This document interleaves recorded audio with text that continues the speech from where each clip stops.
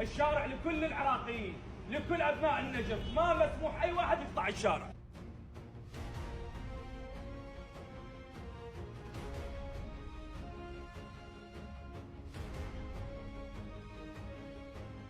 اللي يسد الشارع يتحمل قضيه قانونيه، غير هذا ما عندي هذا الحكي. الشارع مو ملك مال ابو واحد، الشارع لكل العراقيين، لكل ابناء النجف، ما مسموح اي واحد يقطع الشارع، غير هذا الحكي ما عندي. احملك مسؤوليه، احيلك الوزير الداخليه، والله بيني ما بين الله الوزير الداخليه اذا تقطع الشارع. وليد الله يبارك فيك ورحمه الله على امك.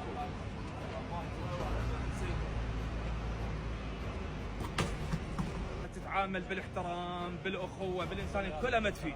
باي حق انت تقطع لك شارع؟